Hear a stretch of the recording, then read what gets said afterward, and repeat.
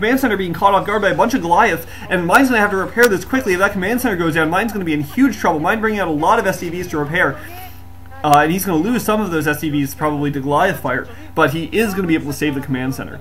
So Mind preserving, I think, a lead for himself. He is going to need a Comsat to get rid of that mine that's blocking the command center from going down. And he's putting down a Comsat station now. Just now putting down his second factory, but or second factory coming up now, actually, and third and fourth going down. So Mind's going to start going into macro mode, and Hwasin's gotten his SCV count back up a little bit.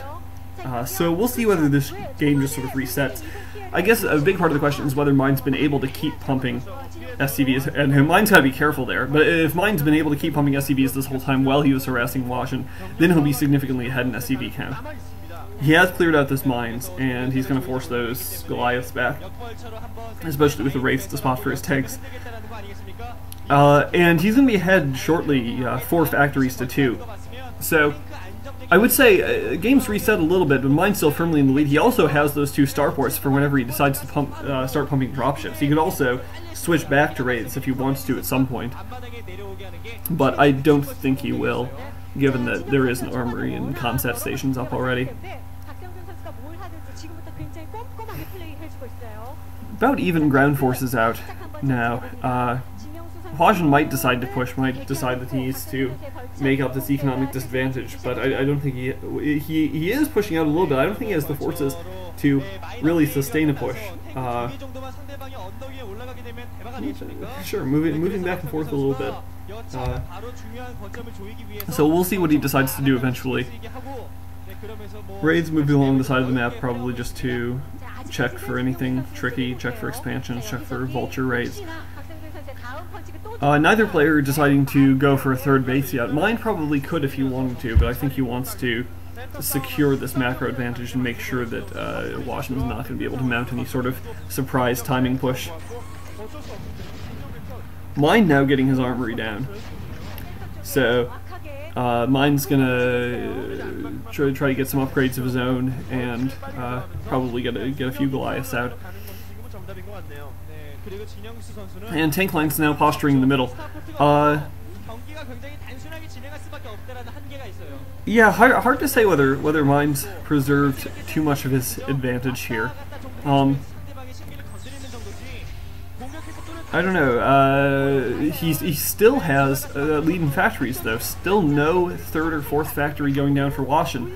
And that's going to make a big difference if Mind does decide to really get his macro going and well, launch a 4-factory push right into Hwasin. Now Hwasin being forced to fall back, and you can see how much of a difference this factory count disparity is making. Hwasin just doesn't have the forces on the ground to contest Mind. Mind is going to set up all along this ridge line and take this whole sort of semicircle on the right-hand side of the map. So one of the effects of that is going to be to prevent Hwasin from claiming a third base, for the time being at least. And Mind is going to seize the initiative and claim a third base for himself. So Vulture Harass is going to be warded away. But that base at the 3 o'clock is going to be critical. Oh, Hwasin is actually taking the corresponding base. I'm not sure whose mine that is. If that is Mind's, and I think it probably is, then he's going to know that that base is there. But we'll see how he decides to respond to it.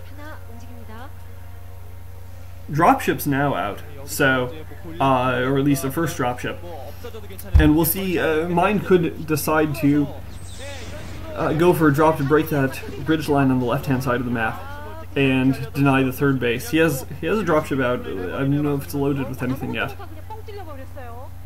but big force now moving out into the middle, and it looks like he is going to push. You can see white forces sort of fanning out, and yeah, they're going to push into this very, very weak tank line here, and that tank line just collapses under the weight of Mind's force. So Hwasin has to be careful now. Mind, if he wants to, probably can push all the way either to that 9 o'clock base or to the natural.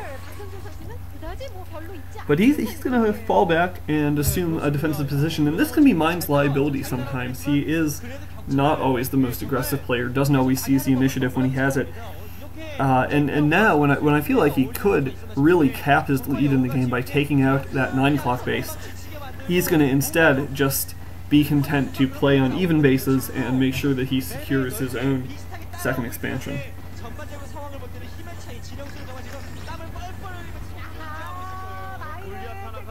Now SCV is transferring for Hwasin, sorry. Barracks floating out there. Yeah, so the game's sort of stalemated at the moment. I think once Mind has more dropships out... Oh, tank going down to mines.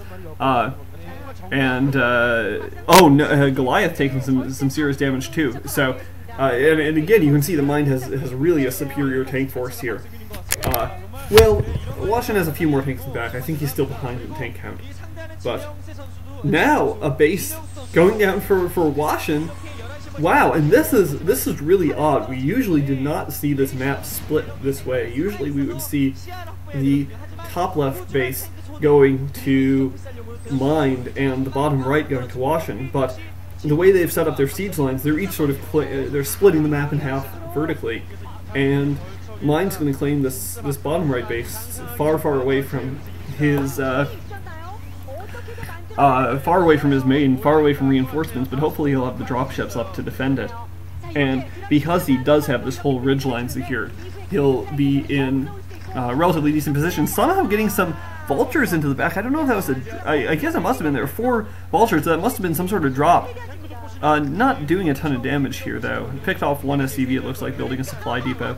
And might pick off a Goliath, but yeah, and there's the dropship, so it was a drop. Starport lifting off, putting down a control tower. So there are going to be dropships coming out shortly for Hwasin as well.